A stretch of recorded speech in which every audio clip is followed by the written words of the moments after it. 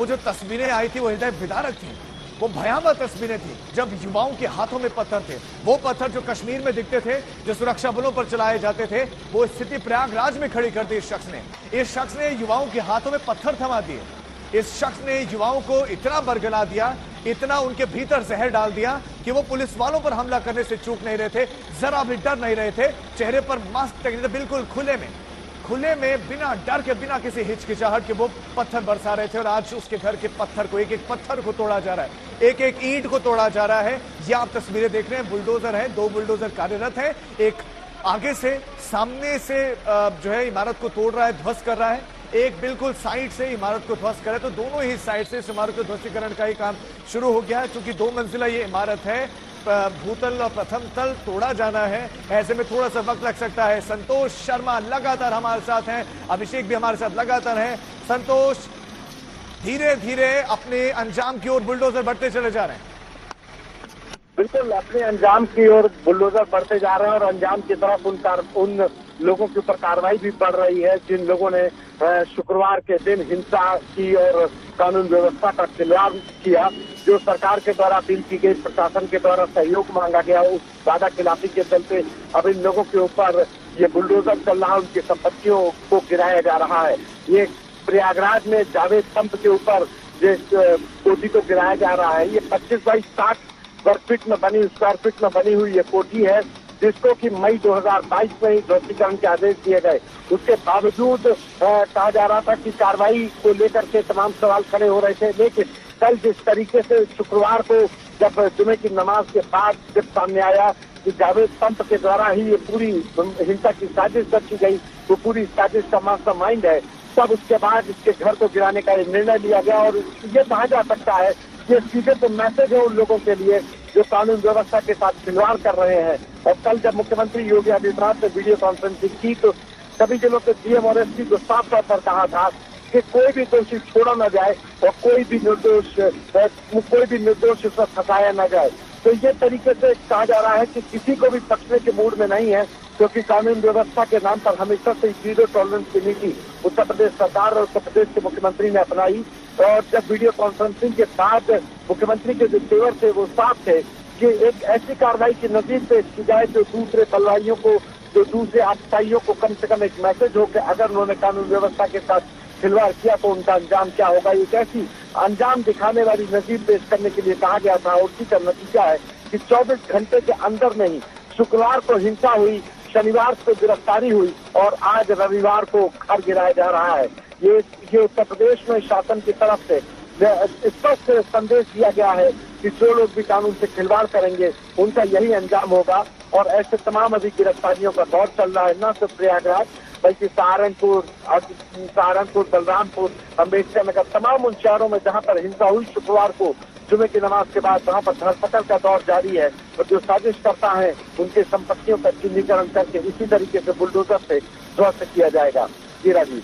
बिल्कुल संतोष, लोकतंत्र में हिंसा की कोई जगह नहीं है, हिंसा को कोई स्थान नहीं है और जो हिंसा करेगा उसका हश्र यही होगा। वो युवाओं को बरगलाने में कामयाब हो गया था, लेकिन अब युवा समझेंगे, उनको समझना होगा, उनको समझना चाहिए भी कि अंजाम क्या होता है। आप एक लोकतंत्र में जहां संविधान से देश चलता है, वहां पर कानून व्यवस्था है, वहां पर अब हाथों में पत्थर लेकर कानून व्यवस्था का पालन करने वालों पर पत्थर बरसा रहे हैं, आप उनकी जिंदगी खतरे में डाल रहे हैं। खुद की जिंदगी तो खतरे में डालिए, लेकिन ये होगा नहीं, ये बर्दाश्त नहीं किया जाएगा। ये उत्तर प्रदेश में क्लियर मैसेज है, ये क्लियर संदेश है, ये कड़ा संदेश है कि यहां पर बर्दाश्त नहीं किया जाएगा। अगर आप कानून के साथ खिलवाड़ करेंगे, पहले किया होगा, लेकिन बर्दाश्त नहीं किया जाएगा। अभी बुलडोजर एक्शन की आप तस्वीरें देखिए, 2 तस्वीरें देखिए।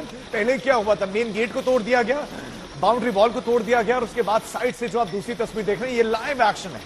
लाइव एक्शन आप देख रहे हैं क्योंकि पहले इसकी क्राइम कुंडली खंगाली गई, हिंसा में नाम सामने आया, क्राइम कुंडली खंगाली गई और पता चला कि अवैध निर्माण किया गया है।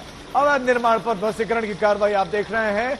जावेद पंप को पुलिस ने अटाला में हुए घटनाक्रम का मास्टरमाइंड बताया है और कई संगीन आरोप लगे हैं। वेलफेयर पार्टी ऑफ इंडिया चलाता है, लेकिन अभी सलाखों के पीछे जावेद अहमद, सलाखों के पीछे अपनी पार्टी चलाते हैं, वेलफेयर पार्टी ऑफ इंडिया, उसके झंडे भी आपने थोड़ी देर पहले देखे होंगे।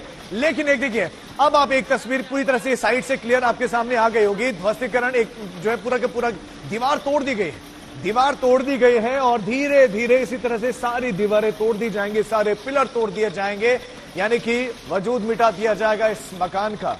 तस्वीरें आप देख रहे हैं, आप लगातार एक्शन की लाइव तस्वीरें देख रहे हैं। जावेद पंप को गिरफ्तार किया गया था, मास्टरमाइंड बताया गया था, और अब धीरे धीरे ये बुलडोजर एक्शन हो रहा है।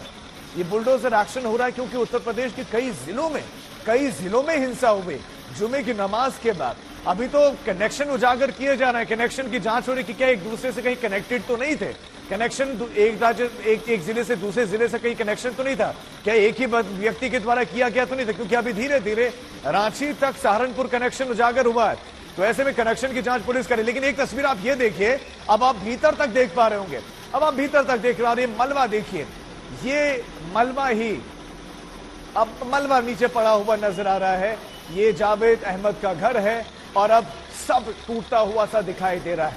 उसके इरादों को तोड़ दिया है और ये तस्वीरें आप देख रहे हैं। दूसरों के जो अभी भी हौसले रखे होंगे, किसी ने बनाए हुए होंगे, वो उन हौसलों को छोड़ दे, त्याग दे, लोकतंत्र में प्यार से, प्रेम से, मोहब्बत से रहें। लेकिन आप देखिए कार्रवाई लगातार हो रही। संतोष हमारे साथ लगातार हैं। संतोष, विरोध के स्वर आज सुनाई नहीं दिए, ये अच्छी बात रही? जी, सवाल दोहराएं। संतोष, विरोध किसी ने नहीं किया, इस तरह के स्वर सुनाई नहीं दे, न तस्वीरें आई, ये एक अच्छी बात रही? देखिए, विरोध जो करेगा उसका अंजाम उसको सामने दिखाई पड़ रहा है। विरोध किया था, इन लोगों ने सड़क पर उतर करके हिंसक प्रदर्शन किया, प्रदर्शन कर रहे थे, लेकिन वो विरोध प्रदर्शन हिंसक हो गया, तो उसका अंजाम सामने दिखाई पड़ रहा है। और जब अंजाम सामने हो तो कोई ऐसे अंजाम को भुगतना नहीं चाहेगा। यही वजह है कि कानून को अपने हाथ में लेने वाले जावेद पंप के इस घर को गिरा कर शासन प्रशासन ये बताना चाहता है कि किस तरीके से अंजाम होगा। खुद मुख्यमंत्री योगी आदित्यनाथ ने वीडियो कॉन्फ्रेंसिंग के दौरान भी अफसरों को साफ कहा था कि इस मामले में ऐसी नजीर पेश करने वाली कार्रवाई करनी है जिससे कि दूसरे लोग भी जो बलवा करें, जो हिंसा करें, उनको कम से कम कानून का खौफ हो, उनको बताया जा सके कि अंजाम क्या होगा। तो इसी के तरीके से यही वजह है कि लगातार जो कार्रवाई हो रही है, लेकिन कहीं पर कोई विरोध नहीं हो रहा है। भले ही शुक्रवार को जुमे की नमाज के वक्त जो बच्चे थे, जो नाबालिग बच्चे, उनके हाथों में पत्थर थमाकर उनको आगे किया गया, उनको ढाल बनाकर एक पूरी साजिश को अंजाम दिया गया। लेकिन आज वो बच्चे दूर है और जो साजिश करता उनके घरों पर बुलडोजर चल रहा है। तो ये उन बच्चों के लिए भी मैसेज है कि अगर उनके जो आका है, जो मास्टरमाइंड है, जो साजिश करता है, जिन्होंने उनको पत्थरबाज बनाकर सड़कों पर उतारा था, अगर उनके घर पर बुलडोजर चल सकता है तो कानूनी कार्रवाई की जद में वो भी आएंगे। और जब वो आएंगे तो जाहिर है कि उनके भविष्य का नुकसान होगा। यही वजह है कि प्रयागराज विकास प्राधिकरण ने साजिश करता, जिसने पूरी घटना की प्लानिंग रखी, उसके घर को निशाना बनाया, उसके घर पर बुलडोजर चलाया जा रहा है। क्राइम कुंडली खंगालने के बाद पता चला कि ये घर अवैध है, बिना नक्शा पास कराए बनाया गया, जो मानक के अनुसार नहीं है, और जिसको पहले ही नोटिस दिए जा चुके थे, उसी मकान पर गिराया जा रहा है। और ये मैसेज दिया जा रहा है कि कानून से खिलवाड़ करने वाला अगर साजिश करता है, जो आका है वो नहीं बच पाया, उसकी संपत्ति नहीं बच पाई, तो बाकी उनके प्यादों की क्या हैसियत होगी। ये एक सीधे से मैसेज दिया गया उत्तर प्रदेश सरकार के द्वारा।